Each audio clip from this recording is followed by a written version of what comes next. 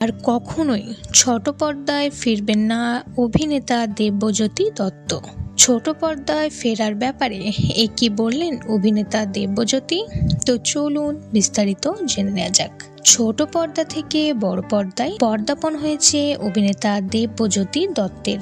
এতদিন ছোট পর্দায় বিভিন্ন চরিত্রে দর্শকের মন জয় করে এসেছে। অনুরাগের ছোঁয়ার মাধ্যমে দর্শক তাকে শেষবার ছোট পর্দায় দেখেছেন।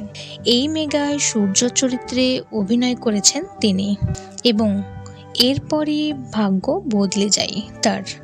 সৃজিত মুখোপাধ্যায়ের ছবি লাহ গৌরাঙ্গের নামরে সিনেমাতে শ্রী চৈতন্যের ভূমিকায় অভিনয় করেন তিনি। অভিনেতার বড় পর্দায় কাজের খবর পাওয়ার পরই অনুরাগীদের মনে একটাই প্রশ্ন, কবে ফিরছেন ছোট পর্দায় অভিনেতা? এবার এই জবাব তিনি নিজেই দিলেন।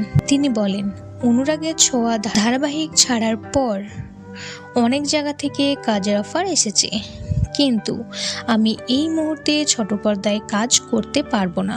আমি এখন বড় পর্দার কাজ নিয়ে ভীষণ ব্যস্ত।